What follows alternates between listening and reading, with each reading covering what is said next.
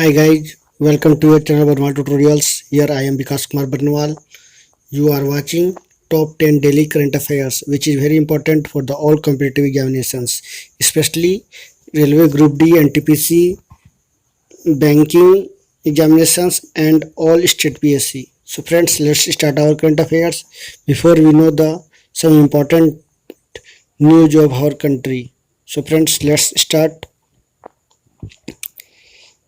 हाल ही में रेलवे ने एक कड़ा डिसीजन लेते हुए रेलवे की जितनी भी संपत्तियां हैं, जितनी भी उनकी भूमि है जिन पर अतिक्रमण किया गया है, उनके लिए एक नया कानून पास किया गया है और जल्द ही रेलवे उस ज़मीन को खाली करवाएगी। नॉर्दर्न रेलवे जो है सबसे ज़्यादा उसकी ज़मीन जो है 1145 हेक्टेयर ज़मीन जो है अतिक्रमण की गई है।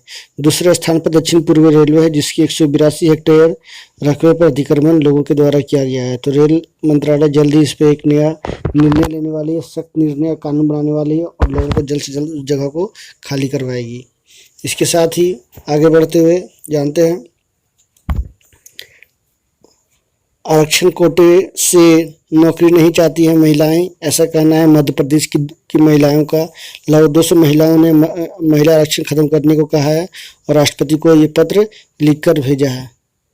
इसके साथ ही आगे देखते हैं जानते हैं राफेल जिसका भारत में आगमन और आधिकारिक रूप से भारतीय वायुसेना में शामिल किया गया। ये बहुत ही खुश खबरी है भारत के लिए, लोगों के लिए भी। इसके साथ ही जापान ने भारत को भी मदद करने के लिए आगे हाथ बढ़ाया है और कहा कि आप नौसैनिक अड्डे या जो भी तरह का आपको मदद चाहिए तो आप इस जापान का इस्तेमाल आप कर सकते हो। इसके साथ ही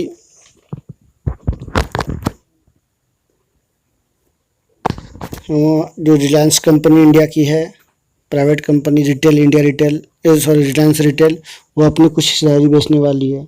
इसके लिए मैं विस्तार से बताऊंगा आगे क्लास में। सो आगे बढ़ते हैं। ये था देश दुनिया से जुड़ी कुछ जानकारियाँ। आगे देखते हैं क्या है क्वेश्चन आज की क्लास में खास।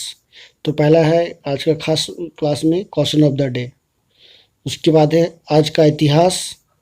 नेक्स्ट है मोटिवेशन लाइन जो काफ़ी इंपॉर्टेंट है, हमारा क्लास का एक गुरु बोल सकते हो है आप सभी के लिए। उसके बाद टॉप 10 डेली करंट अफेयर्स और अंतिम में अबाउट द स्टेट्स। आज का स्टेट्स में बिहार है, बिहार के बारे में मैं आपको विस्तार से बताऊंगा। तो देखते हैं आज का क्या है क्वेश्चन ऑफ द डे।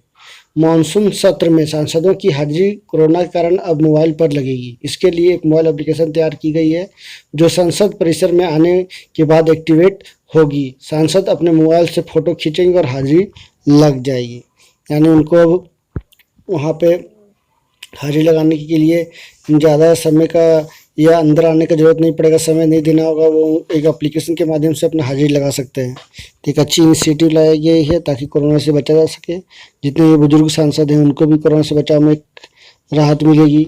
एक अच्छी इनिशिएटिव है भारत सरकार के लिए। के साथ भारत सरकार ने एक ऐसा एप्लीकेशन तैयार किया है जिसमें सांसदों को ज़्यादा परेशानी नहीं झेलनी पड़ेगी और वो कोरोना से बच सकेंगे, वो सुरक्षित महसूस करेंगे अपने आप को। तो एक अच्छा पहल है भारत सरकार का। आगे देखते हैं क्या है आज का इतिहास। आज का इतिहास में काफ़ी इम्पोर्टेंट है क्योंकि जो वर्ल्ड ट्रेड सेंटर पर जो हमला हुआ था वो आज ही के दिन हुआ था, उसके बारे में जानेंगे। आज ही के दिन 1893 में शिकागो में हुए विश्व धर्म संसद में भारत के प्रतिनिधि कर रहे स्वामी विवेकानंद के भाषण से दुनिया में भारत की छवि मजबूत हुई और हॉल में जितने भी लोग बैठे थे उन्होंने आश्चर्यचकित थे वो लोग, और उन्होंने कहा कि इतने कम उम्र में इतने प्रभावी भाषण देने वाला शायद किसी ने नहीं दिया है। मतलब किसी ने अभी तक से इतना कम उम्र में इतना प्रभावी भाषण नहीं दिया है।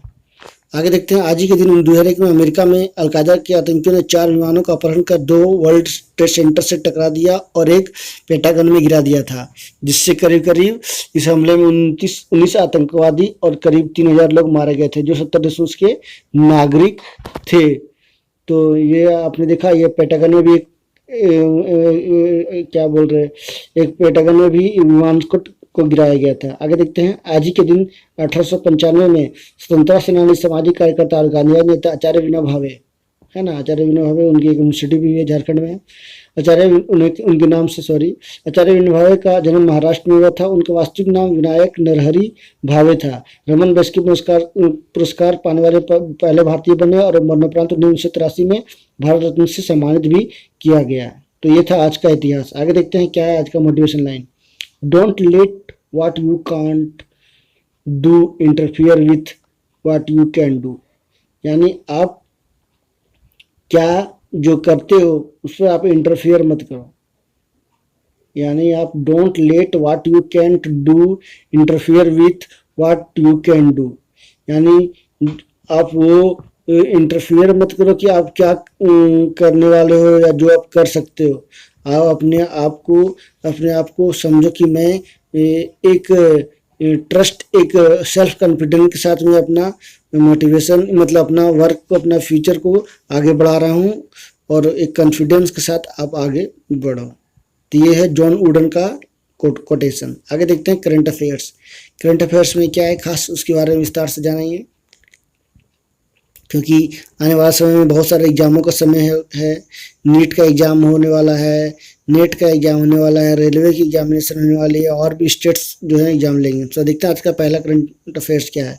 भारत में पहली बार भारतीय रेलवे के द्वारा बेंगलुरु में रोरो सेवा की शुरुआत की गई। इसके माध्यम से ट्रकों को, बसों को रेलवे अपना ढुलाई करती है अपने कंटेनर पे। एक ये सस्ता किफ़ायती उनको ढुलाई पड़ता है। तो बेंगलुरु में शुरू किया गया है, कर्नाटक के बेंगलुरु में लगभग 648 किलोमीटर 17 घंटा में पहुंचाया गया है। रोरो यानी रोल ऑफ रोल इन, ये इसका फुल रोल ऑफ इसका ये विस्तार रूप है। आगे देखते हैं। जाने माने अभिनेता परेश रावल 4 साल के लिए राष्ट्रीय नाट्य विद्यालय के नए अध्यक्ष होंगे, उनको नियुक्त किया जाएगा। नेक्स्ट देखते हैं। देश की सबसे मूल्यवान कंपनी रिलायंस इंडस्ट्री लिमिटेड ने Amazon.com को रिलायंस रिटेल की 40% हिस्सेदारी लगभग $2000 की राशि यानी लगभग 1.5 लाख करोड़ की हिस्सेदारी खरीदने का ऑफर दिया है। तो एक अच्छी बोल सकते हो, क्योंकि कल ही न्यूज आया था कि रिलायंस का जो कैपिटल है वो 15 लाख करोड़ के पार पहुंच गई है। तो रिलायंस अपनी हिस्सेदारी Amazon.com को बेचना चाहती है। आगे देखते हैं। दक्षिण अफ्रीका के पूर्व क्रिकेटर जॉन्टी रोड्स को स्वीडन का हेड कोच बनाया गया है। इस तरह का सवाल जरूर क्रिकेट से एक ना एक सवाल जरूर आपको रेलवे ग्रुप डी हो या पीएससी हो, स्टेट पीएससी, उसमें जरूर पूछा जाता है। तो आप इसको जरूर से ध्यान रखें, इसका नोट्स तैयार करें, नहीं हो तो आप स्क्रीनशॉट भी ले सकते हो। आगे देखते हैं। आरबीआई की लिबरलाइज्ड रेमिनेंट्स स्कीम के तहत विदेश पैसे भेजने पर 5% की दर से सीटीएस लगेगा। यानी जो टूर पैकेज को छोड़कर 7 लाख से कम रकम होने पर मिलेगी टीसीएस से छूट। इसके बारे में विस्तार से बताया गया है। रेमिटेंस के साथ पैन या आधार नहीं लगाने पर टीसीएस की दर 10% हो जाएगी। यदि रकम 7 लाख से कम है या टूर पैकेज के लिए नहीं है तो टीसीएस नहीं लगेगा। तो ये टूर पैकेज की तरह से एक तरह का आप बोल सकते हो, इसमें टीसीएस नहीं लगेगा। यदि रकम 7 लाख से अधिक लेकिन टूर पैकेज खरीदने के लिए नहीं है तो 7 लाख रुपए की ऊपर की राशि पर टीसीएस लगेगा। विदेश में पढ़ने वाले वित्तीय संस्थान की ओर से जारी किए गए लोन में 7 लाख रुपए का सीमा रकम की 0.5% टीसीएस लगेगा। और इसके साथ ही आगे बढ़ते हैं। अमेरिकी राष्ट्रपति डोनाल्ड ट्रंप को यूएई और इजराइल के साथ साथ भारत और पाकिस्तान के जो युद्ध होने वाले थे उसमें शांति समझौते के लिए उन्होंने अपना योगदान दिया। इसी के लिए उनको विश्व का सबसे बड़ा शांति नोबेल पुरस्कार के लिए नामित किया गया है। आगे देखते हैं। भारतीय रेडियो खगोल भौतिकी के जनक गोविंद स्वरूप का निधन हो गया। ये हाल ही में हुआ है, लगभग 2 दिन पहले, 3 दिन पहले। आगे देखते हैं। प्रधानमंत्री नरेंद्र मोदी जी ने वीडियो कॉन्फ्रेंस के माध्यम से जयपुर में पत्रिका गेट का उद्घाटन किया है। ये विश्व धरोहर जो यूनेस्को की है उसमें इसके नाम है। इसमें 8 रास्ते हैं, एक तरह बोल सकते हो, 8 सड़क हैं या 8 उसके दरवाजे हैं जिसके माध्यम से ये बहुत बड़ा पुराना एक किला के रूप में एक विशेष तौर पे बनाया गया था। एक राजा ने इसको निर्माण करवाया था। तो ये विश्व धरोहर में इसको बनाया गया है और प्रधानमंत्री ने इस जयपुर में पत्रिका गेट का भी उद्घाटन किया। तो देख सकते हैं इस चित्र के माध्यम से कितनी बड़ी और कितनी खास है। राजस्थान की एक तरह का बोल सकते हो शान है, जो जयपुर सिटी है वहाँ पे ये बनाई गई है। आगे देखते हैं। Next, bank of India. Bank of India ने कुल मूल्य बैंक ऑफ इंडिया ने उच्च कुल मूल्य व्यक्तियों के लिए signature visa debit card launch किया है, जिसके माध्यम से बड़े बड़े जो बिजनेसमैन है, बिजनेस टाइकून है, उनको इस तरह का डेबिट कार्ड प्रोवाइड करवाई जाएगी। आगे देखते हैं, आरबीआई डिजिटलाइजेशन की खाई सीमा और परिणाम को पता लगाने के लिए एक समग्र डिजिटल भुगतान इंडेक्स यानी डिजिटल पेमेंट इंडेक्स सूचकांक तैयार करने और उसका नियमित प्रकाशन करने की प्रक्रिया में है। तो एक तरह का पहला शुरुआत होने वाला एक नया कुछ आरबीआई करने वाली है, जिसके माध्यम से जो भी डिजिटल भुगतान होगा, जो राज्य जो हैं बढ़ावा देंगे डिजिटल पेमेंट को, उसके लिए एक इंडेक्स जारी किया जाएगा। तो एक अच्छी आरबीआई के लिए के द्वारा इनिशिएटिव है, जिसमें डिजिटल पेमेंट या डिजिटल ट्रांजेक्शन को बढ़ावा देने के लिए काम किया जा रहा है। आरबीआई के वर्तमान में जो गवर्नर हैं शक्तिकांत दास जी, उन्होंने भी इसको आगे चलकर बढ़ाने के लिए खुद वो डायरेक्शन दे रहे हैं लोगों को, अपने कर्मचारियों को, ताकि जल्द से जल्द इस तरह का सूचकांक प्रदर्शित किया जा सके या जारी किया जा सके। तो ये थी टॉप 10 डेली करंट अफेयर्स। और जानते हैं आज का स्टेट न्यूज। स्टेट न्यूज में अबाउट द बिहार, देख सकते हैं बिहार जो है ईस्टर्न में है, बंगाल के बगल में बिहार है। रेड का जो इंडिकेशन है उसके ऊपर में जस्ट है ना नेपाल का बॉर्डर पे सटा हुआ है, पिंक कलर का इसका सिंबल दिख रहे हैं। वहाँ की पॉपुलेशन 2011 की जनगणना के अनुसार 9.5 करोड़ लगभग 10 करोड़ है, मौजूदा समय में लगभग 11 करोड़ पहुँच गई है।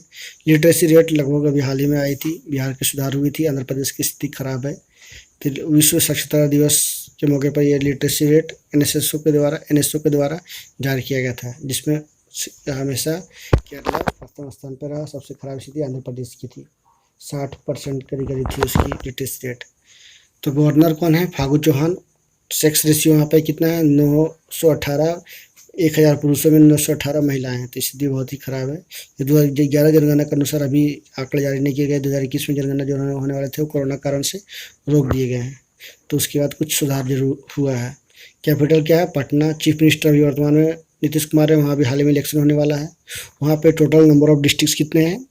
38 डिस्ट्रिक्ट हैं। नंबर ऑफ एमएलए सीट की जो है 243 सीटें हैं। तो ये थी बिहार से जुड़ी हुई तमाम तरह की जानकारियाँ। यदि आप बिहार के स्टूडेंट्स हो, बिहार के सवाल पूछे आते हैं एग्जाम में, तो आप फेस करते हो, तो आप इसको आसानी से जवाब दे सकते हैं। आगे देखते हैं नेशनल वाटरवेज। भारत में लगभग कुल 9 वाटरवेज बनाया गया है और चर्चा में हाल ही में रहा है कि त्रिपुरा से बांग्लादेश के लिए एक नया शिप जारी जो है चला था, जो एक तरह का वाटरवे नया बनाया गया है। तो उसी के लिए मैंने इसको बनाया कि देखिए नेशनल वाटरवे नंबर 1 जो है ये हल्दिया से इलाहाबाद के लिए। दूसरा जो है ब्रह्मपुत्रा में बनाया गया है, ये धुराओ से सादिया का है। छोटा छोटा जरा सा दिख नहीं रहा है। नेक्स्ट जो है ये वेस्ट कोस्ट कैनल में बनाया गया, 205 किलोमीटर लंबा है। उसके बाद ये भी बनाया गया है गोदावरी कृष्णा नदी पर कैनल्स में, ये भी लगभग 1078 किलोमीटर है। उसके बाद आप देख सकते हो 5वां जो है 121 किलोमीटर लंबा है, सारक नदी में बनाया गया है। उसका और छठा जो है, सॉरी 5वां नहीं था, छठा था, 5वां जो है 588 किलोमीटर। सबसे लंबा जो कैनल जो बनाया गया है, सवाल पूछा जाएगा तो नेशनल वाटरवे 1 पहला जो 1620 किलोमीटर लंबा है, ये हल्दिया और से इलाहाबाद के बीच बनाया गया है। तो ये थी आज तमाम तरह की जानकारियाँ आपकी क्लास में, जो काफ़ी इम्पोर्टेंट था। मैं जो ऐसा खास कंटेंट तैयार कर रहा हूँ जो आपको एग्जाम से जुड़ा हुआ हो, जो आपके लिए इम्पोर्टेंट हो। So friends, thank you very much for watching. कैसा लगा? आप कोई कमेंट करना चाहते हैं या कोई सुझाव देना चाहते हैं तो ज़रूर दें। So thank you very much. और सब्सक्राइब करना ना भूलें और लाइक के साथ साथ लोगों को शेयर करना ना भूलें। So thank you very much. Thank you.